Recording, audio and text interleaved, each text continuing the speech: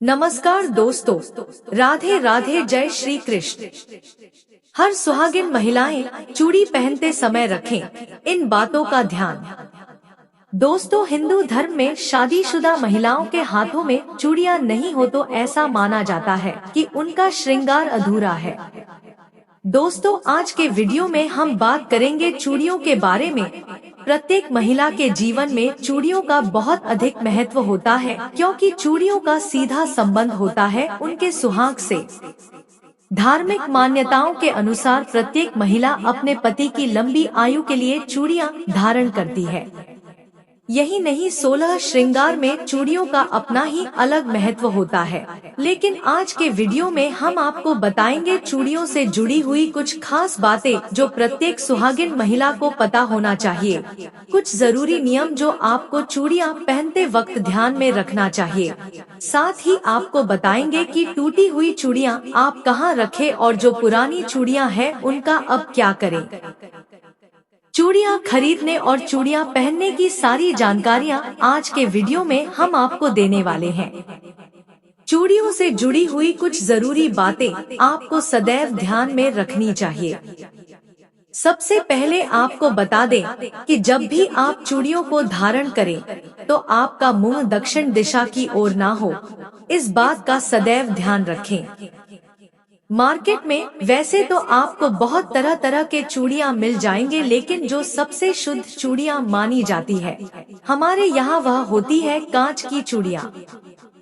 लेकिन कई बार होता है ना कि कांच की चूड़ियां जब खरीदते हैं तो उनमें से एक आध चूड़ियां जो होती है वो छिटकी हुई निकल जाती, यानी कि साइड से वो टूटा हुआ होता है। तो ऐसी चूड़ियों को आप सदैव चेक कर लें, इसके बाद ही धारण करें। ऐसी मान्यता है कि बेटियां यदि अपने कलाई में टूटी हुई कांच की चूड़ियां धारण करती है तो इससे पिता और भाई को धन हानि का सामना करना पड़ता है। तो सदैव आप चूड़ियों को चेक कर लें।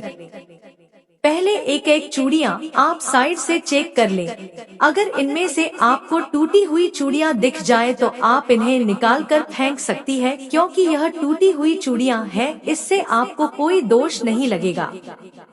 लेकिन अगर आपकी चूड़ियां टूटी नहीं है, पुरानी हो गई है, खराब हो गई है, तो आपको क्या करना है वो भी हम आपको आगे वीडियो में बताएंगे। अगली बात जो चूड़ियों से जुड़ी हुई आपको हमेशा ध्यान में रखनी चाहिए वह यह है कि कभी भी दोनों हाथ में बराबर चूड़ियां नहीं पहननी चाहिए।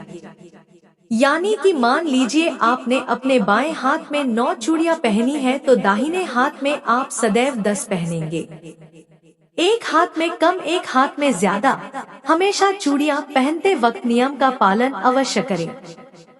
अगली बात, कभी भी चूड़ियां धारण करते वक्त माताएं बहनें ध्यान रखें कि उनके जो बाल हैं वे खुले नहीं होने चाहिए। इन बातों का ध्यान रखना चाहिए। लेकिन यदि आपके बाल छोटे हैं, आप हमेशा बाल खोल कर रखते हैं, बांधकर नहीं रखते हैं, तो ऐसे में आप क्या करें। आप अपने सर पर पल्लू ले लें, सर को ढक लें, इसके बाद ही आप चूड़ियां को धारण करें।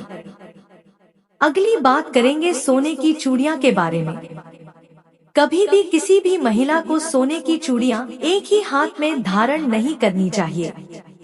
कई बार ऐसा देखा जाता है कि महिलाएं एक हाथ में सोने की चूड़ियां पहन लेती है और दूसरे हाथ में ब्रेसलेट या हाथ में घड़ी पहन लेती है, जबकि ऐसा कभी भी नहीं करना चाहिए। आप जब भी सोने की चूड़ियां पहने तो दोनों हाथ में अवश्य पहने। अब बात करेंगे शाखा पोला या कंगन के बारे में। तो यह जो सुहाग की निशानी होती है, इसके साथ भी एक बहुत ही जरूरी नियम होता है जो मैं आपको बताऊंगी। जब भी आप सिंदूर लगाएं तो हमेशा ध्यान रखें कि सिंदूर धारण करते वक्त आपकी उंगली में जो सिंदूर का हिस्सा थोड़ा सा बच जाता है, वह सिंदूर आप इस शाखा पोला या कंगन में लगा लें। ऐसा कहा जाता है कि इससे सुहाग की उम्र बढ़ती है, तो इस बात का ध्यान रखें। जो भी माताएं हमारी शाखा पोला धारण करती है वह यह नियम अवश्य करें। दूसरी बात, चूड़ियां अपने आप में सुहाग की निशानी है। अगर आपको बहुत ज्यादा चूड़ियां पहनने से आपको कोई दिक्कत है, चूड़ियां पहनने से जिन्हें एलर्जी हो जाती है, तो अगर आप बहुत ज्यादा चूड़ियां नहीं पहन सकती तो आप शाखा पोला अवश्य धारण करें। इसके बाद आप चाहे तो 2 जूलियां हाथ में लगा सकते हैं, और अगर नहीं भी लगाती है तो यह अशुभ नहीं माना जाता। अगली बात, मान लीजिए कि आपने अपने हाथों में बहुत ही सुंदर सुंदर चूड़ियां धारण कर रखी है और तभी आपके घर में कोई अशुभ समाचार आ जाता है। अशुभ समाचार बोलने का मतलब किसी के मरने की खबर आ जाती है, तो ऐसे में आप इन चूड़ियों को दोबारा कभी भी किसी भी पूजा पाठ में नहीं पहननी चाहिए, कभी धारण न करें, क्योंकि यह अशुद्ध हो जाते हैं। मान लीजिए कि आपने कोई नई चूड़ियां पहनी है और आप किसी पार्टी में गए हैं, किसी पेट रेस्टोरेंट में गई हैं, और इन चूड़ियों को पहन के आपने कुछ मांसाहार इत्यादि का सेवन कर लिया। बहुत से लोग मांसाहार का सेवन करते हैं, तो यदि आपने मांसाहार का सेवन किया हुआ है इन चूड़ियों को पहन के, तो इन चूड़ियों को दोबारा किसी पूजा पाठ में धारण न करें। और दोस्तों, लाख की चूड़ियां बहुत ही शुद्ध मानी जाती है। हमारे शास्त्रों में बताया गया है कि अगर यह चूड़ियां पहनकर आप कोई पूजा पाठ करती है, सुहागिन स्त्रियां को हमेशा सुहागिन रहने का फल प्राप्त होता है। प्रियजनों, हमारे शास्त्रों में बताया गया है कि कभी भी सुहागिन महिलाओं या जो कुंवारी कन्याएं हैं, वह सफेद या काले रंग की चूड़ियां पहन लेती हैं। उन्हें भूल से भी काले या सफेद रंग की चूड़ियां नहीं पहननी चाहिए, उससे हमें दोष लगता है। कभी भी सुहागिन महिलाओं को काले या सफेद रंग की चूड़ियां धारण नहीं करनी चाहिए। सुहागिन स्त्रियों को सदैव पीले, लाल, हरे, गुलाबी रंगों का चुनाव चूड़ियों के लिए सदैव करना चाहिए। चूड़ियों से जुड़ी अगली बात जो आपको सदैव ध्यान रखनी चाहिए कि अपने हाथ की चूड़ियां कभी भी किसी दूसरी महिला को न दे, न ही किसी के हाथ की चूड़ियों को आप कभी खुद धारण करें। अगर आप ऐसा करते हैं तो आप अपने घर में मुसीबत को खुद ही दावत देते हो।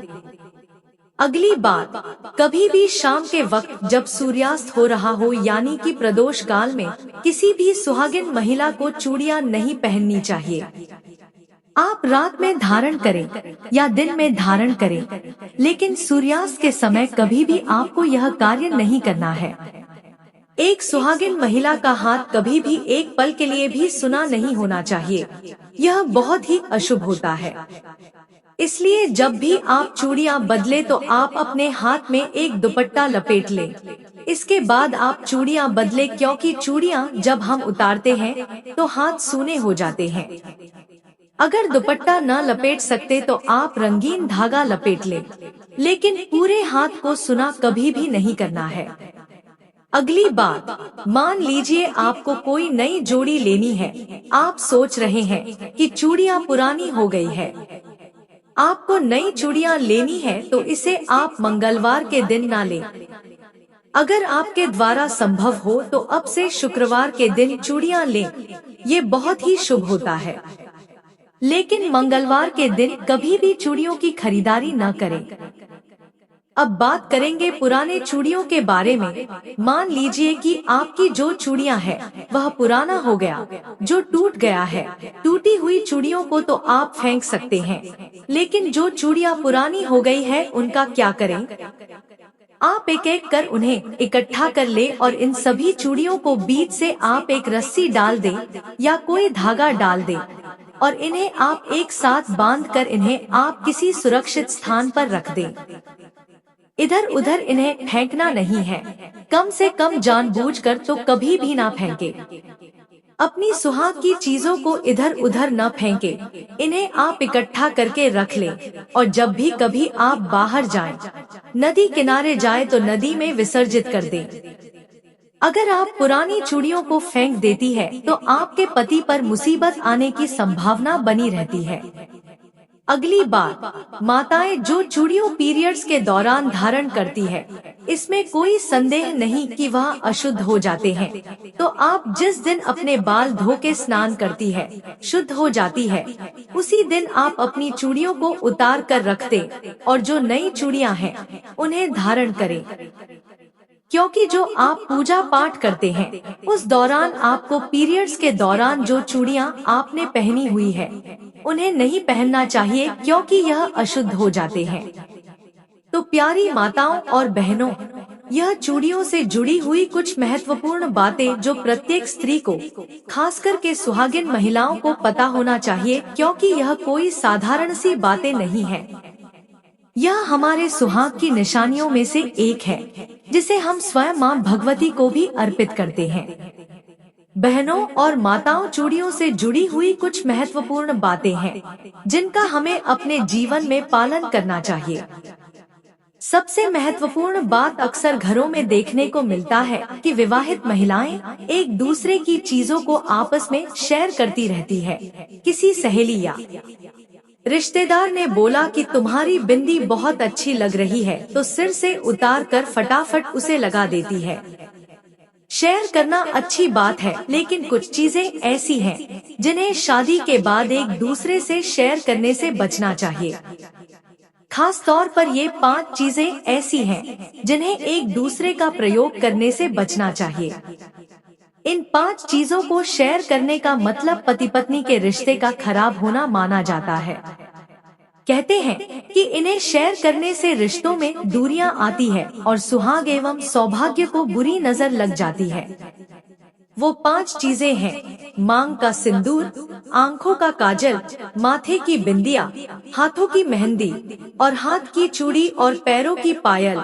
इन्हें भूल से भी कभी किसी दूसरी स्त्री के साथ शेयर नहीं करना चाहिए।